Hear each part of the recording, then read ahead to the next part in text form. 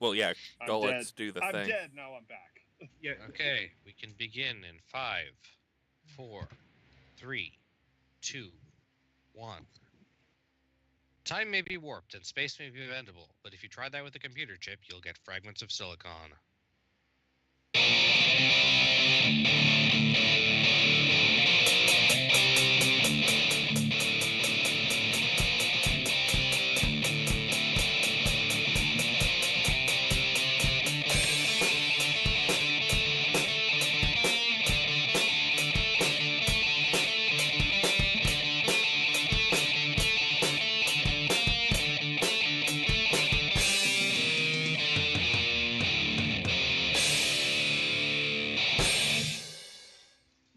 And unlike your microphone, it's also immutable.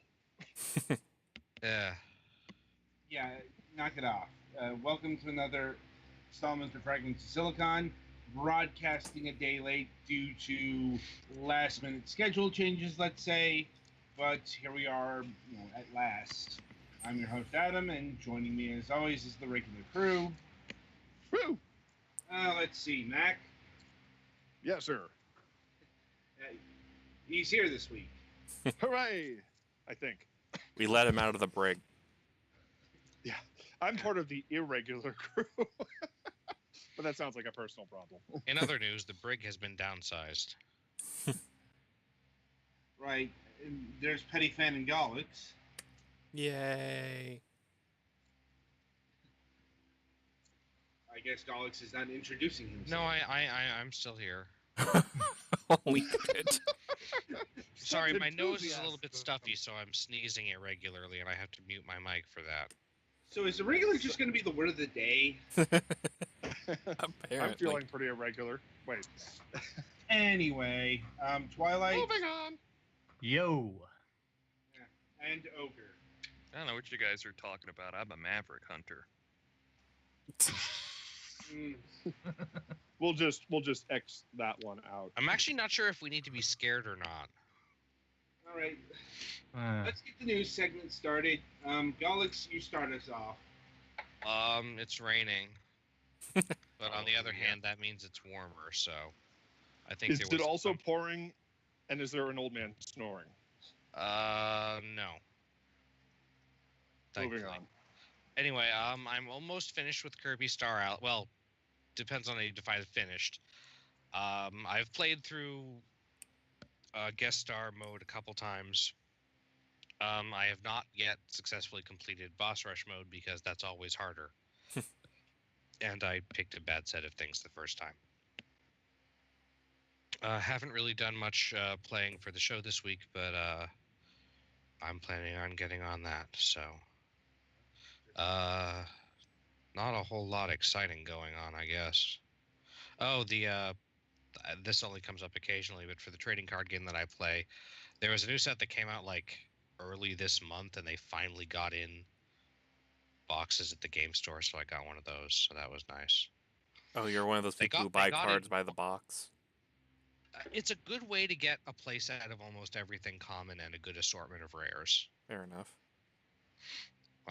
And then after that, I get some packs because I like getting packs, but I try to fill things out by shopping online or something. Really noted. Anything else? Not really. All right, Petty Fan. Hopefully, better tidings this week. Well, about the thing I can't really talk about, I don't know what the hell is going on still. So that's fun. I went to see the eye doctor Monday, and I'm going to be getting new glasses. They just came in today, so I'll be picking those up Saturday. And Monday, I get to go see a new doctor about my knee. Actually get a shot of pain medication, hopefully, so I can actually, walk on it normally instead of limping around like an old man. At the very least, get you a cane. I'm guessing you're not covered. I don't know if my insurance would cover a cane, but I also wouldn't want one. Oh, I had one. They're pretty rad. Yeah, canes are cool. You can use them to threaten people with. I had one of those ones when I fucked up my back. I had one of those ones with the 4 prongs on the bottom of it, and so anytime I'd like need to pontificate on something, I'd just leave it standing there. People would be like, "Ooh." Maybe you should at least. I heard an almost inaudible wow in the background. It wasn't almost. I mean, wait, what? Anything else? Vicky? I've been playing some Nino Kuni. It's so far all right, but I have some issues. They're not big, but they should have been ironed out, basically. I have some issues with that game too, specifically the fact that my computer can't run it. Probably. You might actually want to Suggesting- see if your computer can run it before you make that statement. Right. I was. It's okay. Its graphic card requirement and processor requirement are both significantly beyond what I actually have. So. That might be. Yeah, I'm gonna try and test stream it tonight in the post show because I need to know if I need to record shit or, find some online. Mhm. Yeah, Hmm. but Nino Kuni 2's review isn't until next week. But it's also a 40-hour RPG, so. I'm aware. Like, we'll have to preface. I'm not sure if any of us are gonna finish it. I'm But- on the 4th chapter, I think, and I think there's like 12. Yeah, I mean that was the thing I've been hearing about Nino Kuni. I know Dimitri said it was like an 100 hour epic, but I've been hearing like 30 hours. Well, if you want to complete everything, it's 80 to 100. I'm just going I know. for bare minimum story. Yeah, he said like 80 hours for the story. Yeah, no. At the rate I'm going, I'll probably be done in like 35. Unless I get really distracted by something. Because I think I can do that in a week and some change. Though next week is the spring season premiere. Yeah, that shit. This is why I Anyway. wish I had a second monitor. Yeah. I actually do have kind of a second monitor here in the fact that the television is right over there, so Yeah, I'm debating stealing one of the TVs downstairs and plugging my Chromecast into it then. anyway, anything else? I think that's it for me. All right, Twilight, enlighten us. Let's see here now. The weather's been nice for the past few days. Though Saturday it snowed a great deal and knocked our power out that evening, and That explains the without it. tweets.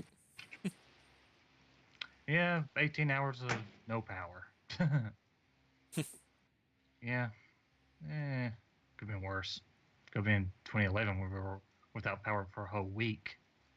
Oh yeah, I had a Yeah. similar thing in like 2007. I had a similar thing like late last year. Anyway, listen now, I've been testing my streaming capabilities on my own channel for the past few days, and I think I got that optimized pretty well. So if anything happens to Patty, I should be good to go. That's handy. That's handy. Read nothing sinister into that, folks. Yeah. Hand wave, hand wave, hand wave. Yeah. Gonna bump Well, them off. Still need additional capabilities since you don't show up on the Tuesday program. Yeah. Very rarely, like only once I've ever done that. Ogre, Yes. we might have to talk. Yeah. Well, Anyway, I we ain't can doing work that. on that later. yeah. Anyway, so what else? We've been having a Easter sale for the starting today and tomorrow and Saturday at work. So that's gonna be pretty busy, but they won't be boring. And I've been playing the games for Sunday, and that's about it. All right. Mac, you're up. He says as Max shoves a big fat piece of hot dog into his mouth. When you That- don't have visuals, it's hard Yeah. to focus things. I try to leave my I, big fat hot dog eating to the middle of the show. Holy shit, dude. You might want to work. Phrasing. You might. Yeah, I was about to say. You might Use wanna the work on exact same phrasing. phrasing you did. Yeah, but I Just was on both. Get on with things. I was being both literal and lascivious. You were just being Yes. lascivious. Anyway, gosh, what am I doing? Don't know. I've been feebly attempting to sleep between. It's like go to work, get up. Wait, I get up, then go to work. It's always order of operations that screws you up in programming, isn't it? Get up, go to work, come home, play stupid browser games for like 20, 30 minutes, pass out in the bathtub, wake up, and then go to bed. that's what my You should buy a cooler and fill it with ice.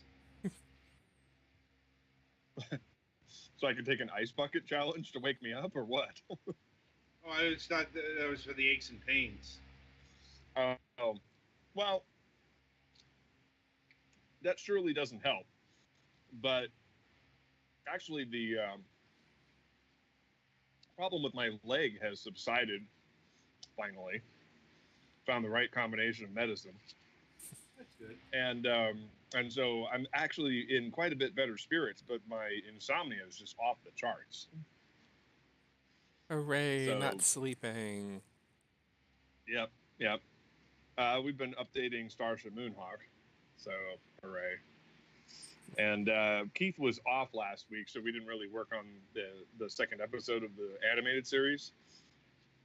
He kind of busted his wrist on his drawing hand, of all things. So that didn't help.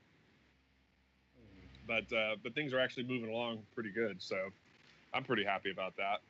Now, if I could just keep my laptop from protection faulting, we'll be in business. It's the one I just got, and because it's used, it doesn't have sufficient warranty. Like right now, I'm actually on the show on my phone. Jesus. Yeah, well, I've done it before. It keeps me mobile, so that way, if there's nothing for me to contribute, I kind of wander a little bit quietly. So if the FBI comes and takes you away. Yeah, I'll be like, I'm still on the phone. I'm talking to my attorney. I'll be like, yeah, right, okay, whatever, guy. Hands where we can see them. No, I gotta hold my phone. It's expensive. It's an iPhone 7. Suddenly, I've become Bubs. Do I have any gaming news? Nope. Let's move on. Okay. Ogre, it's your turn. Well, let's see. If we're gonna be talking about food here, I made Salisbury steak earlier. It actually came out quite well. Did How my did you get first to and batch. from Salisbury so fast? Because I live, because family lives there. Let's see. Yeah, that's not a joke either. Also did my first batch of homemade mashed potatoes, which worked out well, which I'm assuming means I'm just a chef now. Let's see. We apparently 40 days and 40 nights of rain out there today, because 30 degrees colder, and we would have been blizzard in right now. So. Did you see Noah? No, I didn't. Okay. Let's see. Anything else besides that stuff? Recordings are going fine. We're a little behind, but we'll catch up with plenty of time going. We had to take care of it Tuesday because they had to have somebody come in and check out their furnace on Monday, which, from what I understand, didn't exactly work out so well. So I'm expecting whenever he puts up the Indiegogo page to help fund for all this crap. Is that serious or? No, that's jokingly.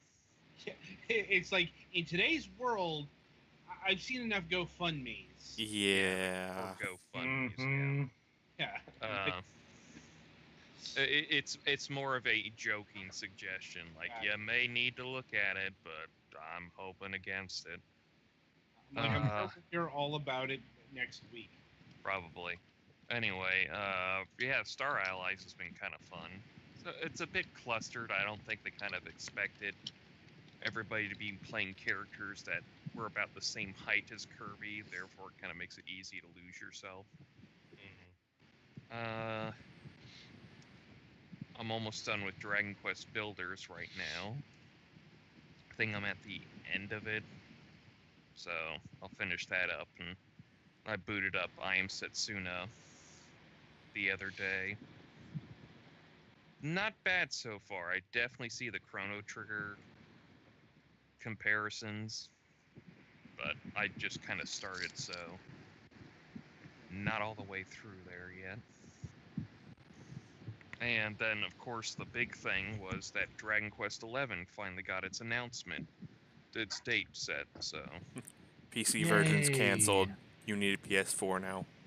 Well, I'm Yeah. buying it anyway. I'm buying the game anyway on PS4, so... Well, There's the other GoFundMe. GoFundMe a PS4.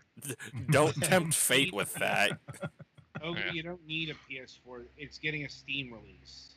That's what Petty was joking about. Was he was saying the PC version was canceled. Oh. Yeah. Canceled like the 3DS version.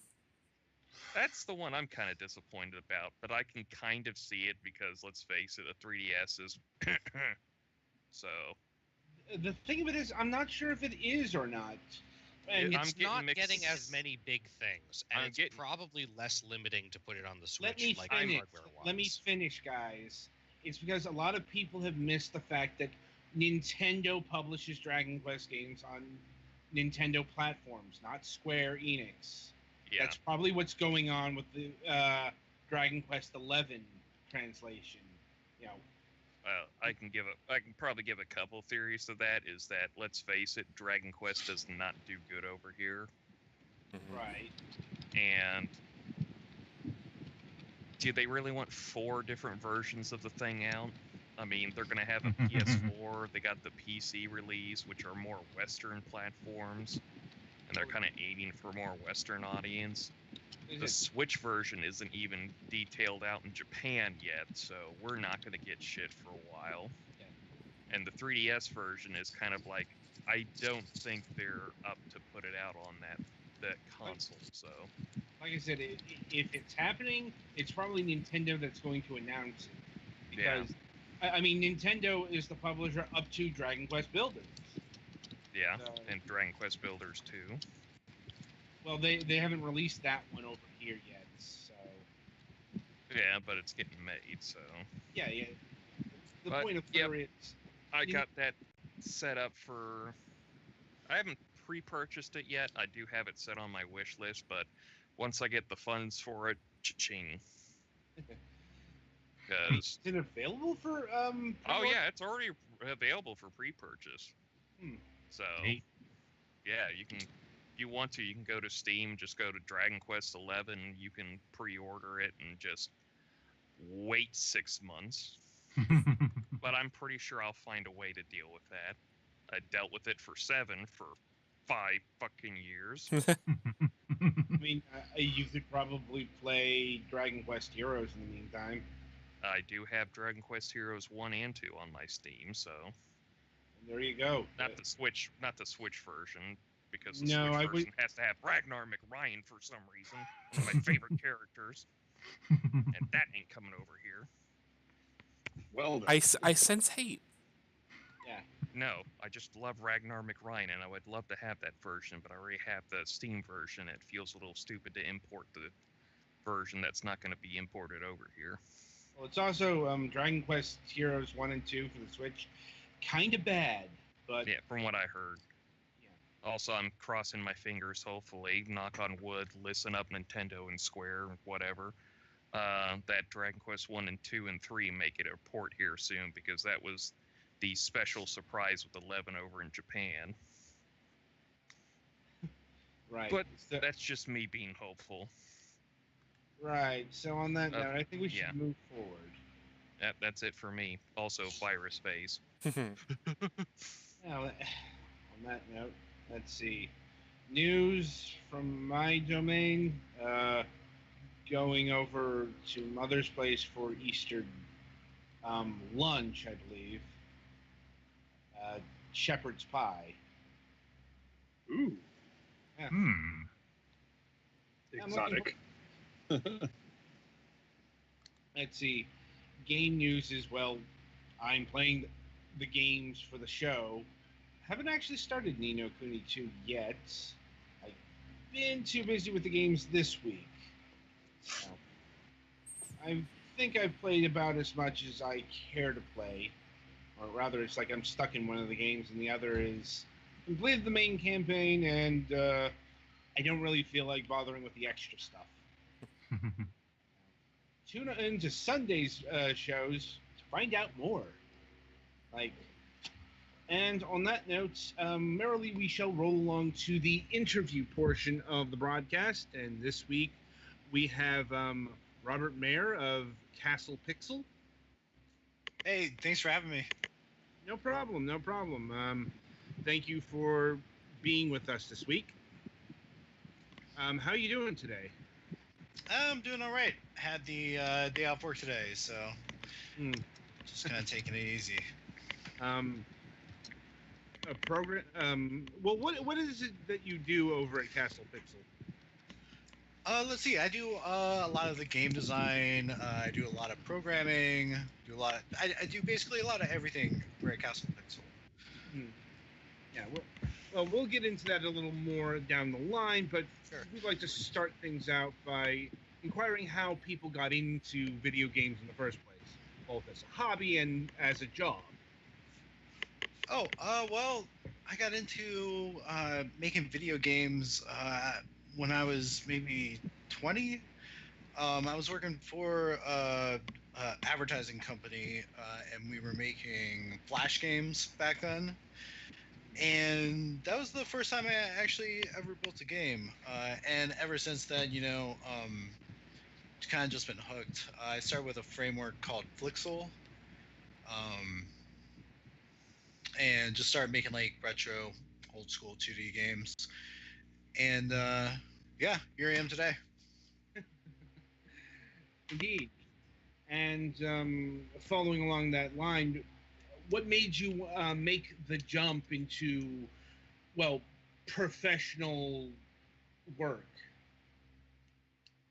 Let's see. Well, my partner and I, Tyler, we made a game called Rex Rocket. This was years ago. And then after that, we ran a Kickstarter for Blossom Tales. And at the time, we both had like day jobs, but the Kickstarter, it never made it, but it did catch the attention of a really cool publisher called FDG. So we decided to partner with them to produce Blossom Tales. And yeah, that's pretty much it. Sorry, I forgot where I was going more there. recent than a lot of our other guests. Less recent than some, but yeah, that is how it happens. And yeah, we've met FDG. We had them on the program last year, in fact. Oh, very cool. Who was on from them? Philip. Oh, okay, yeah. That was around the time they were working on Oceanhorn for the Switch. Right, yeah. That was their old project. That's very cool, though. I didn't know that. Like, the internet makes it a small world. Yeah, it sure does, doesn't it? Mm-hmm. It's how we do this show, Uh, and we can speak to people in Europe. yeah, see, right? Like Tyler, the guy who's like co-owner of Castle Pixel, he Right. lives up in Canada. And so, producing Blossom Tales, it was all done over Skype, basically. I work in Pittsburgh. Miguel, who's the writer for the team, he lives in California, and then the whole FDG team is based over in Germany. So That must have made for some fun collaborations. yeah, it wasn't too bad. Tyler and I would usually like screen share while I'm working on whatever, and we would just kind of work like that. So it worked really well. Yeah, we can relate. Like everybody here is all over the country. Like, but anyway, rewinding a bit to Rex Rocket. People might not be familiar with this particular game. What is it? Rex Rocket is kind of like what Blossom Tales is to Zelda. Rex Rocket would be to like Mega Man or Metroid. It's kind of like a Megavania. A Megavania. Like, I don't think I've ever heard that term, but I remember playing Rex Rocket some time ago, and I can definitely see where that comes into play. Like, and how did you come up with the concept for Rex Rocket? Oh, geez. Rex Rocket. Honestly, it was so long ago. Well, we knew we wanted to make like sort of a Metroid, Mega Man kind of game. Really heavy on the platforming. And so we kind of just started with the concept of like a sci-fi mechy shooter, and we kind of just grew the idea from there. It turned into Rex Rocket's ship. The entire game takes place on Rex's ship, and the villain Lauren and the whole plot lines of the game all just kind of grew organically into a story. And how long did it take for this game to get crafted? Oh, geez, I think Rex Rocket took about a year. Yeah. Okay, that's about typical development time. And, well, I suppose this is all the lead up to my main question in terms of Rex Rocket. Given the success of Blossom Tales on the Switch, could you foresee seeing this game being ported to the Switch? You know what? It could be ported to the Switch. I think we would have to put like a lot of work into it. Right now, we don't have any plans to do it, but I mean, it was built in mono game, so it's possible to port it over to the Switch. It's something we're kind of thinking about a little bit, but not really. Like I would say, the chances of bringing Rex would be low. I mean, it's an old project for us. It would take a considerable amount of work to port it over to the Switch. So that's about what I expected. It's like, given that the Switch is ultra hot right now. I know that. Yeah, it's like, definitely crossed our minds, but right now we're just not focusing on it. Makes sense. Like, but yeah, shifting forward, Blossom Tales. In relation to Rex Rocket, did you use any assets from that game on this? Because the art styles and all that is decidedly similar. Yeah. You know what? Actually, so Blossom Tales was a project that I had started before Rex Rocket. Mm-hmm. The development team on I was working with like another programmer, and he got busy with life or whatever. And back then, I think you can find one video of it on YouTube, and it's just like super old proto. It's not even really Blossom Tales, but that's where like the project Blossom Tales started, right? And so after that kind of fell apart on me, I started working with Tyler on what would become Rex Rocket. And so after we were done with Rex Rocket, we decided to make Blossom Tales. So the artwork, it was just kind of like the older stuff I was doing for Blossom Tales. And so that's why they kind of have that similar visual aesthetic. Makes sense. And how much of like that original prototype was retained with the current version, let's say? It was like a top-down game, and there was like this gray knight character. I mean, it was really just kind of like a Zelda-like. I don't think any of the graphics really made it over from it. Like after I finished Rex Rocket, we kind of just started with a clean slate.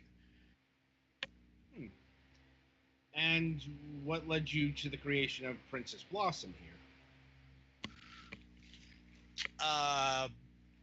Sorry, Princess Blossom. Sorry, the protagonist. Her Oh, name. Lily. Yeah, there we go. It's been a while Yeah. since I played Blossom Tale. Sorry. Adam is bad at names. Well, yeah. Well, Lily came about from we were trying to think of two names for the kids that would be told the story, and so it's Blossom Tales. Everything is kind of themed flowers. So we named the girl Lily and the boy Chris for Chrysanthemum. Like, and how deep does the flower metaphor go?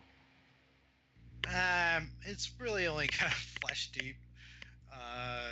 I mean, you could probably read into something on it, but we kind of just used it for like visual aesthetic. Lots of flowers everywhere.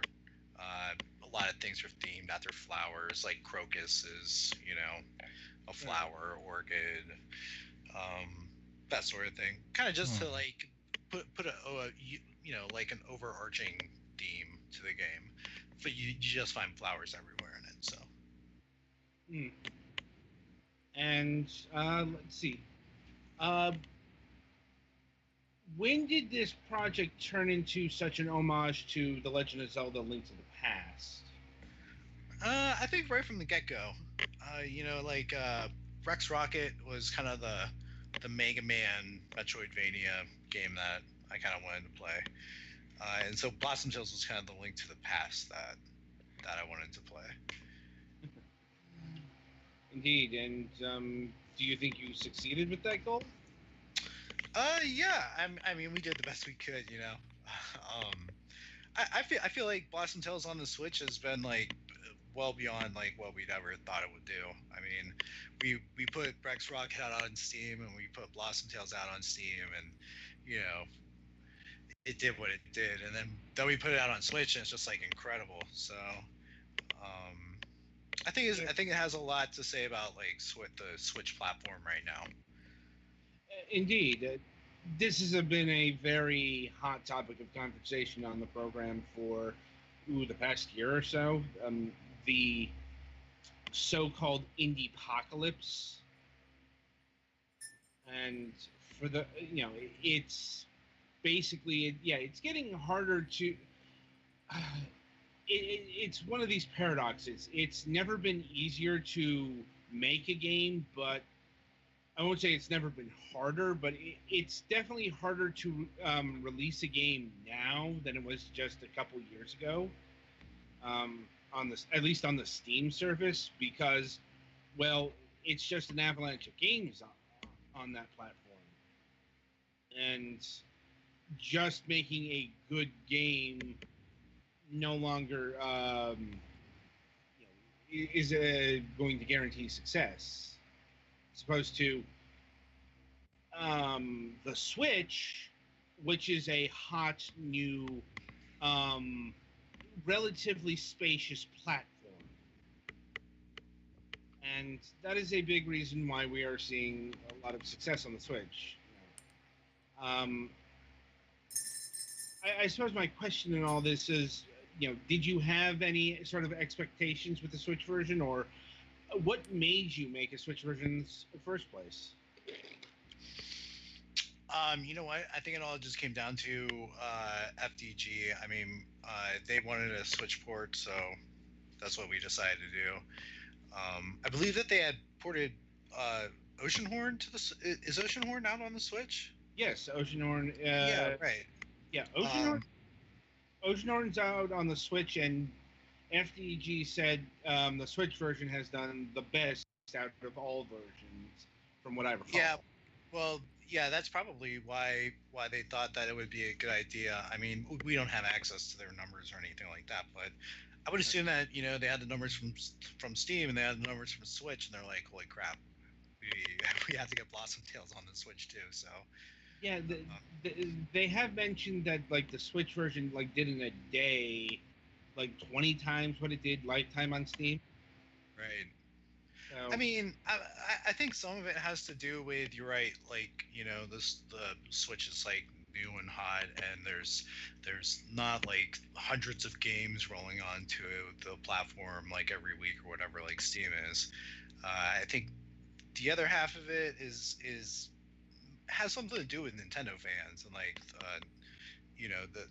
the fan base that you find for both of the platforms. So like Steam has different gamers than Switch does.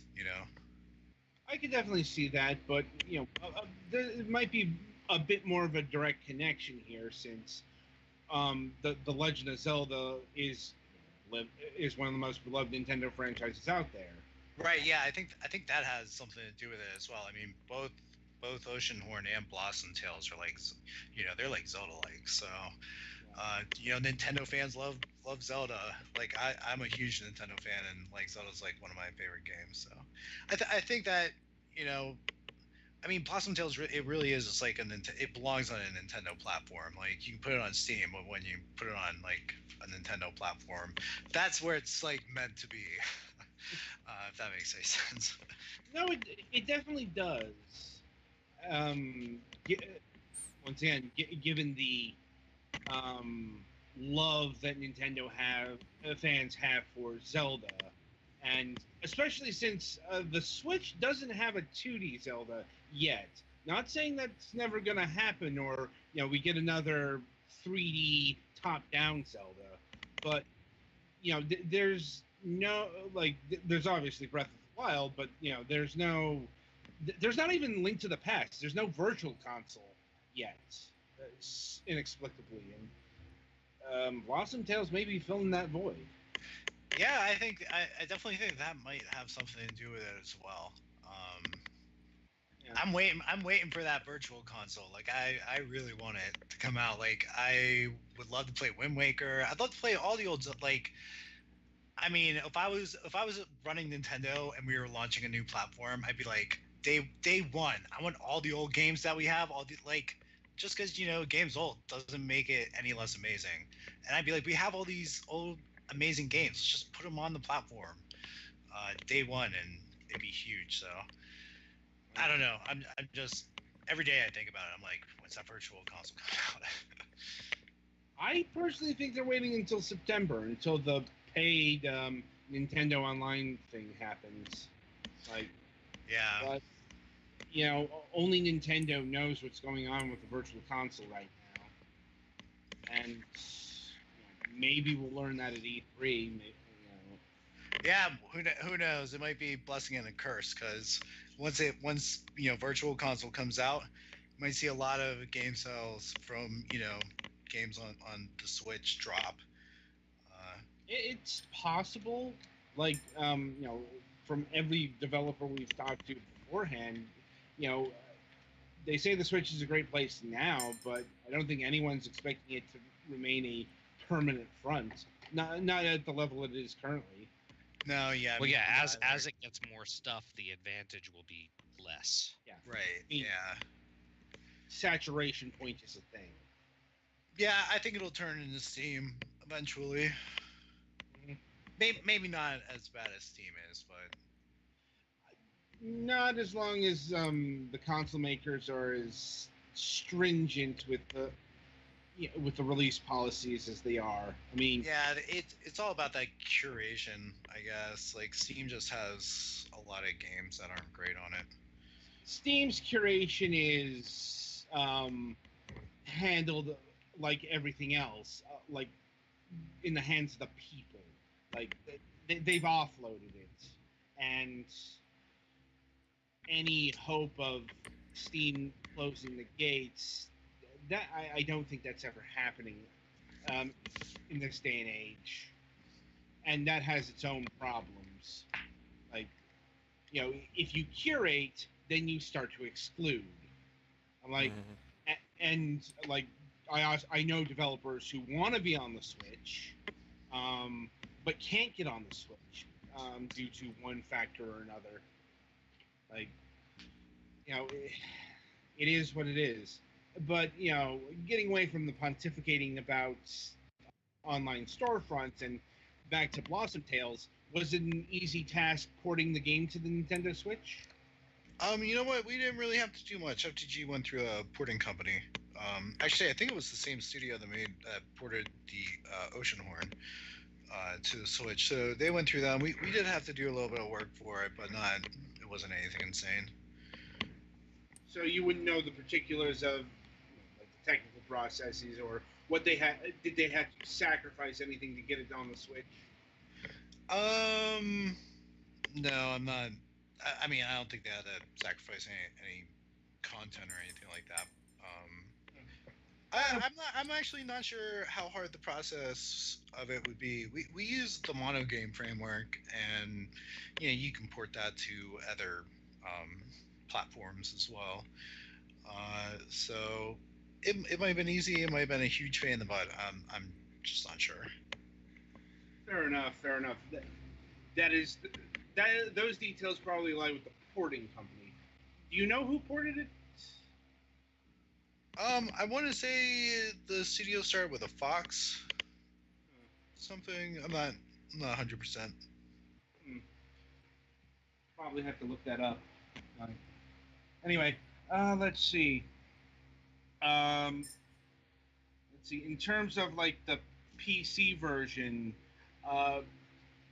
so yeah, that version didn't do very well, and from the story that's been circulating recently, it's been mentioned that the Nintendo Switch version has helped keep Castle Pixel afloat. How much veracity is there to this news item? Yeah, I'd say it's a pretty accurate statement. I mean, when we got the sales numbers from Steam, we were just like, oh my god. And I mean, I didn't really have all that high hopes for the Switch either, because we had a friend of ours also, he launched his game on the Switch, and it really didn't do very well. We were just like, wow, because this guy had put, he had I don't want to name names, but let's just say his game didn't do so well. We didn't have very high expectations, and then it did extremely well, and we were just like overjoyed by it. Oh, I don't have any doubt about that. And yeah, that is another thing to keep in mind with the Nintendo Switch. It's like, it's not a miracle worker in the sense that, not every game is going to be a success there either. Even though it's not the endless waterfall that Steam is, the Switch still gets a lot of games per week. Yeah, I mean they're pumping them out. Yeah, no, they are pretty. It's nothing like the volume that is moving on Steam right now. Yeah, it's just if there's a problem with the eShop right now, it's past discoverability. Like yeah, the search mechanism is not super great. I mean, there's still little enough that you can kind of scroll through it and find neat things, and it's not terrible to search, but There's a search mechanism. It's not as easy as it was at first. Yeah, it's.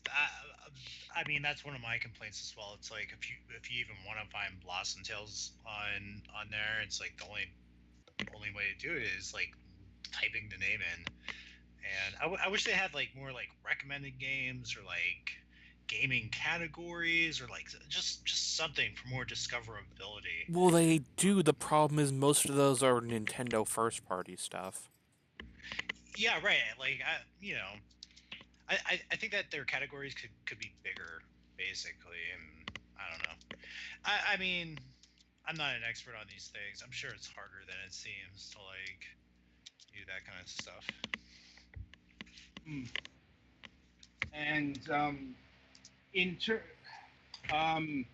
in terms of future supports, are we potentially going to see the Blossom Tales on the Xbox One, the PlayStation 4, mobile, any other platforms? You know what, you might, but I can't like confirm any of that right now. Gotcha. But it's definitely possible in the future for sure. Yeah, I get what you're saying. Let's see. Can you talk about what you might be working on next aside from like Blossom Tales?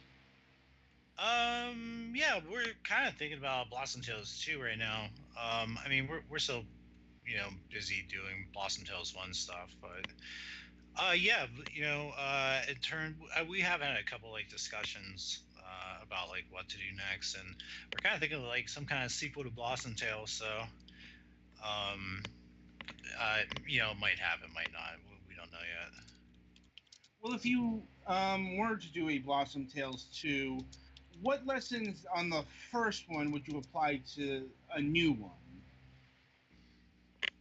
Oh geez, just tons of stuff that like mistakes that were made in the design or gameplay of Blossom Tales One. Like, applying all the lessons that we learned and getting to start on a clean slate for Blossom Tales Two.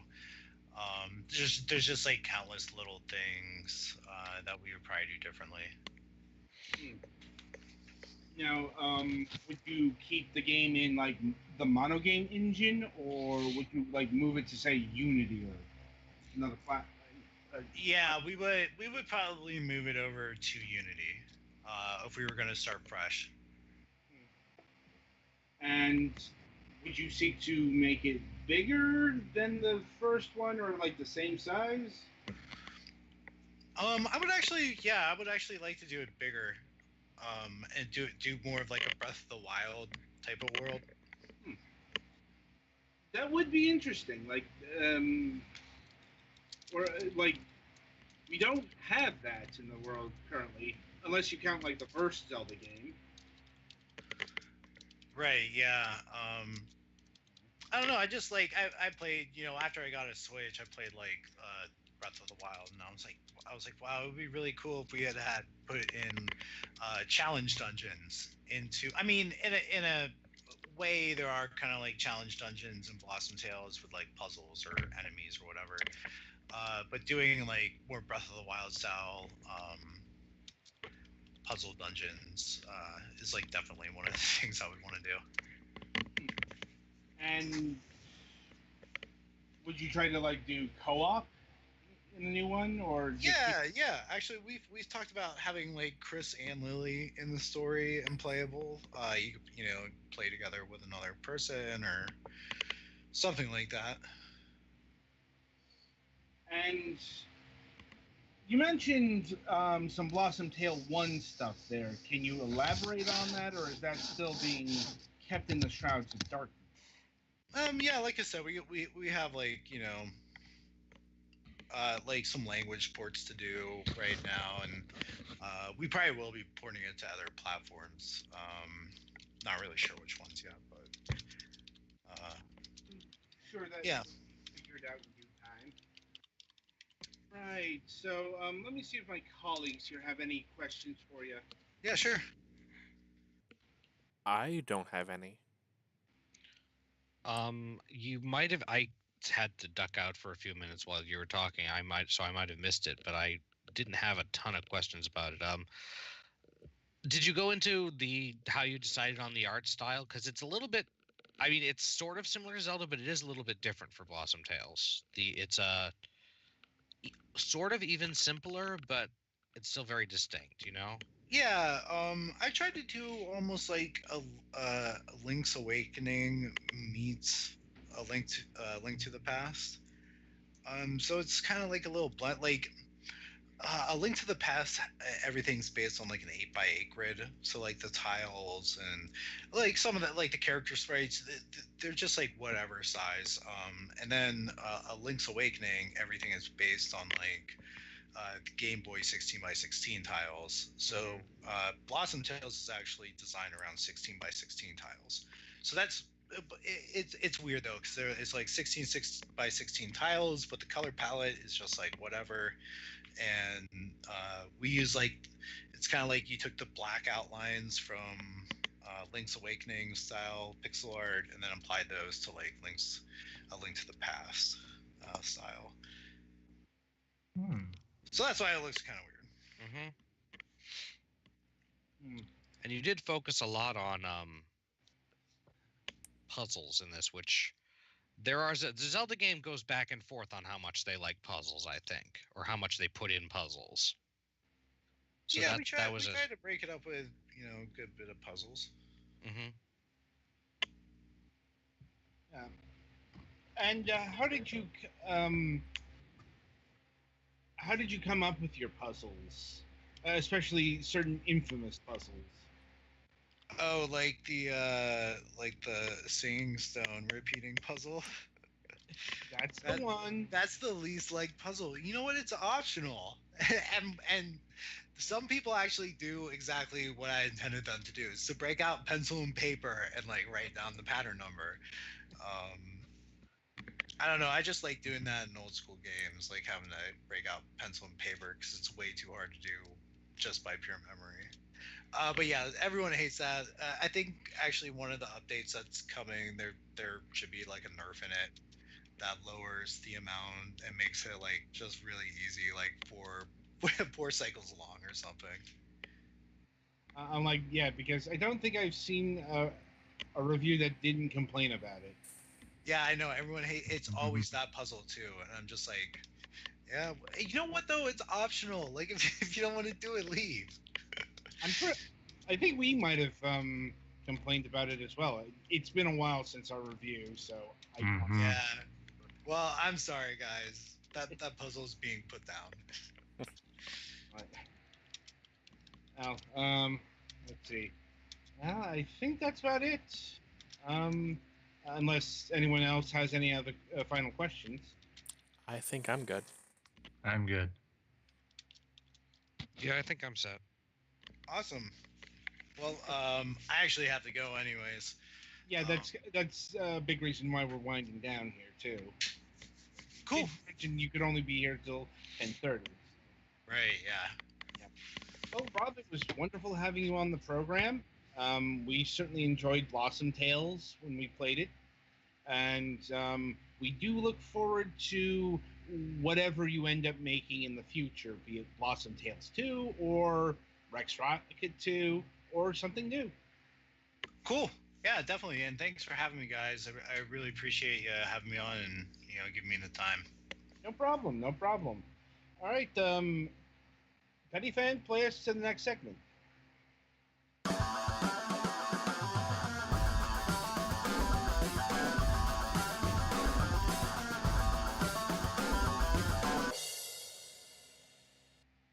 All right, welcome to the topic of discussion. This week we are talking about Kirby, specifically modern Kirby, specifically Kirby Return to Dreamland. Why this title in particular? Because this has become the modern template for Kirby games. Also, you're welcome for not doing the right back at you theme song. I think somebody would have gotten judo chopped. In the throat by about 3 other people. Yes. But guys, it's food time. We gotta go eat now. God damn it, Ogre. Not now. I'm surprised you made it out of Naka's house alive. Lord. Chef Kawasaki always lives to cook another day. He's not But- lying with that voice. I tracked down an episode with him and everything, and yeah, it is that Yeah. bad. Uh-huh. It's like Ed Wynn, but if I was told to be bad about it. But yeah, some- Return to Dreamland was on the Wii. It was the first like traditional Kirby game that did not have the last several Kirby games before that were Epic Yarn, which has significant differences, and I think Canvas Curse was just before that. Before that was Squeak Squad, I think. There's Squeak Squad and Amazing Mirror are close, but they're still kind of gimmicky. Return to Dreamland was definitely going back to this is a Kirby specifically Superstar, but also the other Dreamland 3 sort of style games. yeah. So let me do a simple breakdown here. There are two types of Kirby games. There are the spin-off games, and then there are the mainline games or the Dreamland games. And yeah, even things like Epic Yarn and Squeak Squad are considered to be on the spin-off side of things, not just because they deviate, but they were developed by different companies. Goodfield did Epic Yarn, and Flagship did Squeak Squad. So, and even if you want to put like Squeak Squad in the conversation, or Amazing Mass Mirror. Attack was right before Return to Dreamland, I think, too. Mass Attack was alongside, but that was definitely another spin-off game. But yeah, between Kirby 64 and Return to Dreamland, there were the Canvas Curse and Squeak Squad were the closest you get in there to new games that are anything like traditional Kirby. They also Superstar Ultra was in there, but that was a remake mostly. Yeah, the point is, the Return to Dreamland game was was a literal Return to Dreamland. It wasn't just being cute with the title. It's the first mainline Kirby game on a console since Kirby 64. And there's a whole story behind that. Basically, they couldn't figure out what to do with Kirby during the GameCube era. Yeah, they did. I mean, Air Ride happened. Yeah, I was about to say, we had Air Ride and... Air Ride and a bunch of portable stuff. Yeah. Like, I think there was one for the GameCube, but it got canceled, another one. Well, that's the thing. There was a plan. There were, like, various plans for a Kirby game for the GameCube. We have now received probably almost everything that was in that between Return to Dreamland and Star Allies. Yeah. For the record, I believe it was 3 games. And what we haven't seen is I do believe they were working on a full 3D Kirby game at one point. Mm-hmm. I'm pretty sure Hell itself would open before that actually comes to fruition. They've been working on it. There was in Planet Robobot and one of the other. There was a sort of side game where they were working on 3D control. The 3D control works pretty well, but they didn't have copy abilities in it, so that's the thing they're probably trying to iron out because copy abilities are very iconic Kirby, even though he didn't have them in the first game. Well, maybe change it up for 3D, but we're not talking about what a potential 3D Kirby could be. We're talking about Return to Dreamland, and indeed, it's the return of tradition. And that tradition has loomed over the Kirby franchise ever since then. I would argue it's also kind of an establishment of a tradition because it kind of went back and picked Superstar and said very specifically, this is what we want Kirby to be like for now, for so far. Well, it's kind of understandable since Superstar was one of the most popular installments of the franchise. Yeah, one of the most distinctive things about Superstar that has been in the ongoing formula since Return to Dreamland is that every power almost has multiple things you can do with it by directional inputs, which is very Smash-like, so that's probably part of it. But, well, that actually originates from Amazing Mirror. Well, it was Superstars before Amazing Mirror. True, but Amazing Mirror is the one that had the actual Smash Brothers power. Right. But yeah, aside from Superstar, most of the early games, a power does one thing, and a lot of the times it does a different thing if you have an animal buddy if they're in that game. Yeah, but to acknowledge it, yes, I'm aware that Kirby and the Rainbow Curse exists, but that's a spin-off game.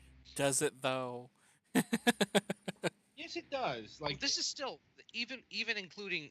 It's more of the deal is more that there have now been 4 Kirby games with very similar visual style, very similar play style, and reasonably similar narrative structure. Yeah, and it got really bad with Star Allies. I mean, not saying it's a bad game or anything, but I can see the burnout creeping in. Yeah, with Star Allies, like, they picked good powers for it. There are some cool stage stuff and things, but it's very clearly, like, if you've played the other 3, or even, like, 2 of them, it's pretty predictable. Like, oh, you go through the stages and you get the copy powers. You get a gimmick power that is unique for each game, but in each game there is a gimmick thing that you can do with powers that's different from normal copy powers. You don't really get a ton of plot right away, and then Return to Dreamland had its plot earlier than Triple Deluxe or Robobot did, but they start introducing the plot partway through the game, and you get interesting characters and stuff, and then.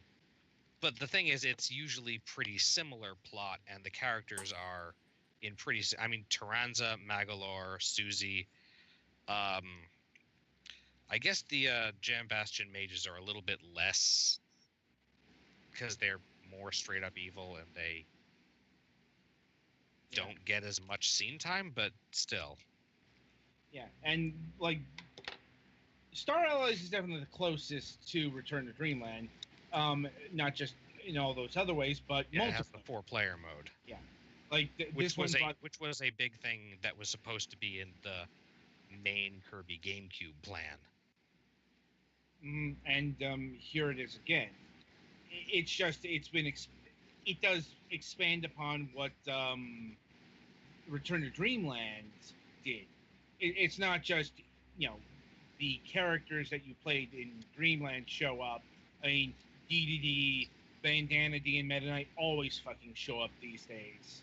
Well, they've been showing up pretty reliably in, like, Kirby goes back to old bosses a lot, and these are all characters. Bandana D is relatively new to, like, fill out the 4th slot there, but DDD and Meta Knight are, like, the closest thing to other major characters that Kirby has. I was gonna say, if a mainline Kirby game doesn't have you fight Wispy Woods, there might be riots in the streets. Yeah, Bandana D is like, you go back to Kirby 64, he's not there. God, what's her name? Adeline? Adeline is in Adeline or Ado in Dreamland 3, I think, and Adeline in 64. They're probably the same character. Right, but that's never been definitively shown. Right. My point is you have this lady here who might be from Kirby's Dreamland 3 as the not exactly playable, but she's the 4th slot there. Yeah, the assistant characters in 64. Well, you do get to actually ride piggyback on King DDD a few times, but the other ones are mostly there's a Waddle Dee that'll open passageways for you. Meta Knight is the one that's not in 64 at all. Right. The point of order is, if that game were done today, it'd probably be the usual crew. Mm-hmm. Yeah, Meta Knight would open the passages for you or something. And yeah, right. Now, I'm not saying that's good or bad. It's just, we do seem to have a permanent multiplayer cast. Although in this case, those 3 are, what do they call them? Dream Friends? Dream Friend. In Return to Dreamland, player 1 was always Kirby, and then players 2, 3, and 4 had a choice between being different colored Kirby or being King DDD, who always works like hammer, Meta Knight, who always works like sword with a little bit of wing, and Bandana Waddle Dee, who works like spear. In this game, it's Kirby. Player 1 is always Kirby, and then you have 3 friends that you befriend enemies with hearts, which works pretty much the same as the buddies in Superstar. But also, you can unlock Dream Palaces in the game, and you go to the Dream Palace, and you can befriend one of the Dream Pals. You can only do 1 per level you beat. Like, you can only go to the Dream Palace 1 time and get 1 buddy, and then you have to beat another level to open it up again. And as you're going through the game, 2 of the Dream Pals are bosses that you fight at the ends of 2 of the worlds, and you can't befriend them before that. Right. But yeah. So yeah, you have more options now, but... Yeah, basically regular enemies are, among the roster, which is actually going back to Superstar. Yeah, a good chunk of the normal enemies in the game. Actually, it seems like there are fewer enemies that give different powers in this game compared to some of the other ones. But like in Superstar, there were like 3 different enemies that could give you fire. Yeah. And the grand point of all this is, the Kirby formula is starting to run a little dry because we Star Allies is the fourth game to use all of these tropes, and it's all starting to look a bit samey. Yeah, I think a lot of the problem that's coming up is that like Triple Deluxe was a little bit different than Return to Dreamland, and then Robobot like really refined and the mechanics and did like a really good job with the storytelling. So they didn't quite manage to live up to some like there's stuff to do, but it doesn't seem as new. Well, yeah, it's like Star Allies just doesn't really bring a whole lot new to the table, and its overall quality seems to be it's a fairly middle of the road Kirby game. Now, in terms of sales, actually, it's been doing really well. And I've been enjoying. There's a lot of Kirby fan service in this one, so if you're a fan of Kirby, if there's something you were looking to see in the last 3 games that you didn't see, there's a pretty good chance it's in this one.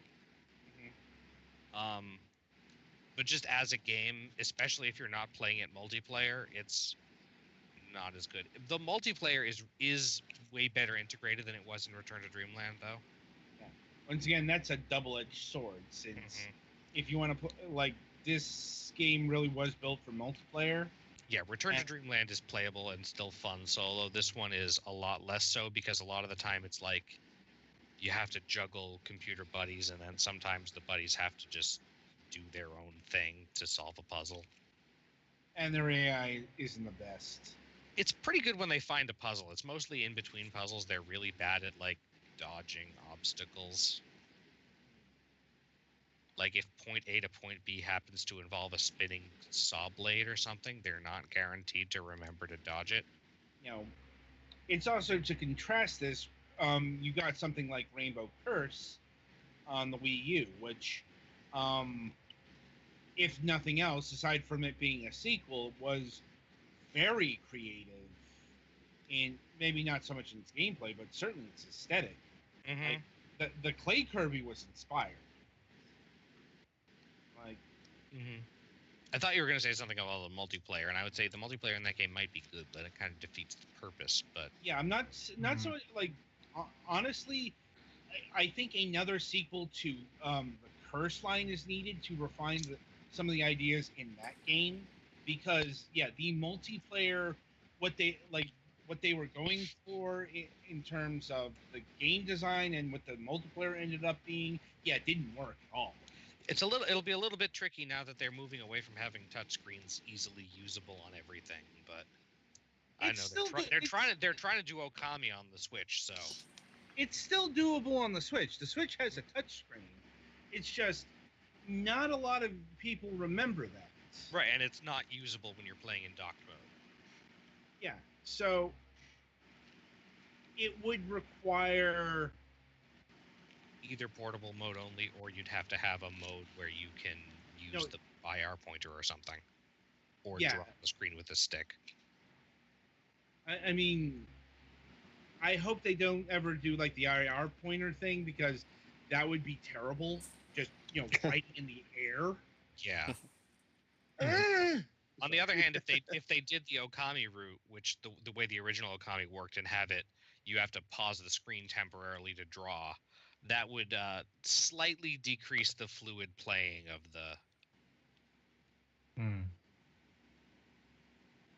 Yeah. And sorry, I have strong opinions about Kirby. I would never have guessed. Yeah. I'm like, it was so subtle. Plus, shifting over to Star Allies, I think this is a first for Kirby in the sense that it has DLC. Yes, although it's free so far. So far. It probably will continue to be so. They haven't really They haven't said that they're planning on doing the further dream. What the DLC is so far is it's new Dream Friends to play as Dream Friends in the main story or in guest star mode, because this is something that started with Superstar Deluxe, they put in a mode where you do the same boss rush except playing as a friend. In this game, and since Return to Dreamland, no, since Nightmare in Dreamland, they've been doing modes where you speedrun the game as someone else, so they kind of combined these in this. So now it's a mode where you speedrun the game as any of the available friend characters. And yeah, the question that beckons with all of this is, what the fuck is Marks doing there? He's there for the point of the, aside from the first 3 Dream Pals are characters that are regulars in the series, sort of. Yeah, I know. The later ones are fan service, and each one is from a different game. Listen, Adam, if Frieza can get a standing ovation, then Marks can get a standing ovation. This is the year of the tyrant. Let's get over it. Yeah, let's not get into that bullshit. I mean, I don't know who else from Superstar I would have put in, and Marks is a pretty popular character, sort of. I know, but you know. Yes, he's not a good guy. Spoilers for Milky Way Wishes, technically. I'm like, I don't even know. Like, he's not a friend. It's like, Kirby's pretty good at making friends with people that he used to fight with. So you're saying Kirby is Goku? Oh God, no. Sure. That makes way more sense than it should. We're in the bad timeline, friends. Go back. Go back. See, Goku only fights to have a fight, and Kirby only fights because there's usually food involved. So, yeah. It's either there's food or you messed up my stuff. And now you'll become my food. The argument works either way, so... I'm like... Well, anyway, any final thoughts on Kirby, modern Kirby in particular? I still am enjoying it, but I do think they need to either put more effort into making the writing and the story a little bit different, or have better, like, a different, interesting gimmick. Like, it's not that the buddy powers are bad, but they're not super... Like, I really like the Robobot because it had character. Whereas now my sword is on fire does not have much character. Yeah, it's like... I suppose we didn't mention it, but the copy ability, the combo ability comes from Squeak Squad. Yeah, this is at the very least, it's a way better implementation of that than Squeak Squad was. Because Squeak Squad, there were literally 5. There were fire, ice, and electric swords, and then like 2 of those for bombs. So, I do feel like they actually slightly limited some, like, so I feel like the choice of copy abilities in this game in Star Allies was somewhat restricted by what they thought would be good for giving powers or getting powers. Like, I suspect that Leaf is not in here because they could not, I mean, I guess it could give wind, but there were enough things that give wind already. Phrasing. I said give, not like break or, I don't know. well, on that note, I think we'll conclude this. Yeah. Right, so that'll about do it for this installment of Fragments of Silicon. The week ahead. So coming this Sunday, we have reviews on Visual Out, which will factor into next week further. And a game called Assault Gunners HD Edition. Has anyone else started on these yet? Yeah, I've started on both Visual Out and Assault Gunner. I have not yet. Well, remember, it's Thursday, so... Like I said, I'm gonna... You said you were having some trouble with Visual Out. Did that get fixed, or...? Who, me? Oh, no, I'm talking about... Oh, I was having some problems with the design of the game. Oh, I thought there were some problems with saving or something. No, well, the problem is... the save points are in not good locations. Oh, okay. Yeah, it's like, this is going to be a point in the review, and I know Barry's going to be listening to it, but it's like the save points kind of needed to be put after certain places.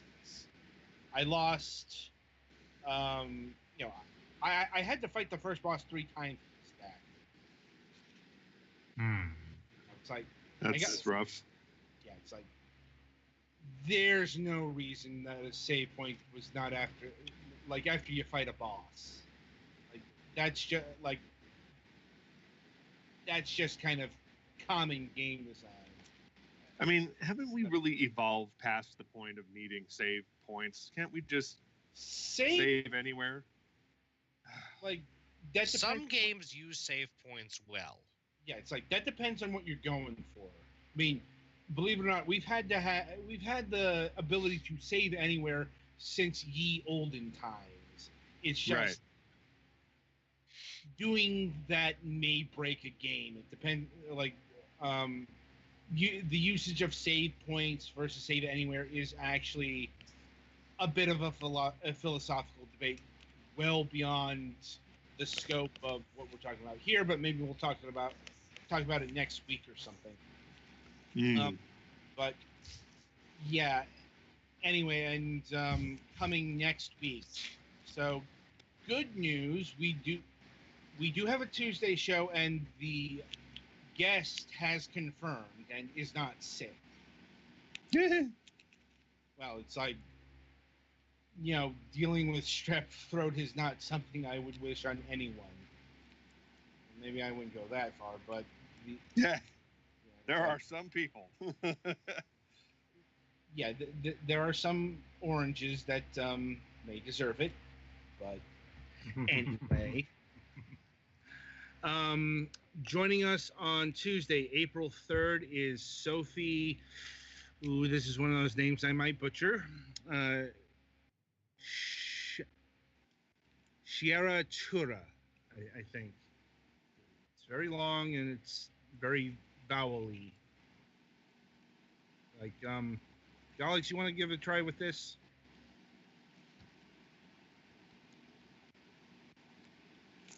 Sorry, I had my mic muted because I was blowing my nose. I would probably say Charatura. Scaratura. It looks like it's trying to be chiaroscuro, but I know it isn't. Indeed. Of Fishing Cactus Games. They are a developer and publisher of various products. Right now, they are working on a thing called Shift Quantum, which is this very abstract 2D platformer. It looks like at first glance, I'd say a very typical indie platformer.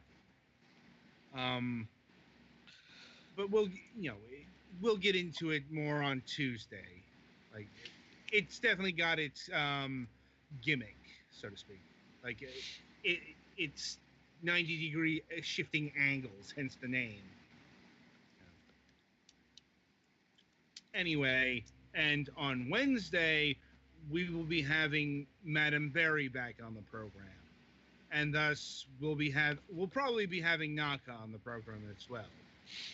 And yes.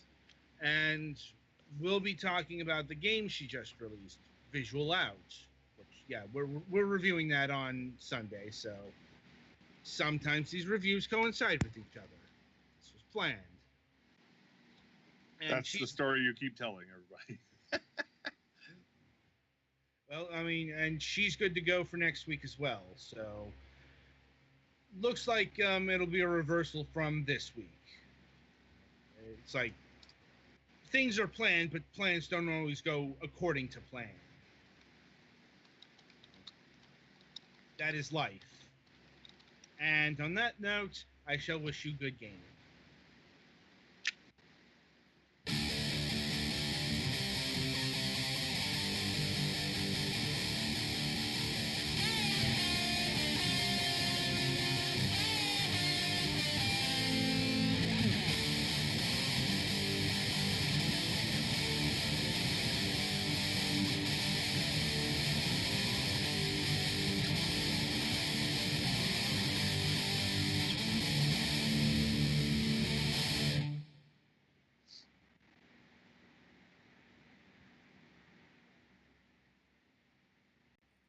All right.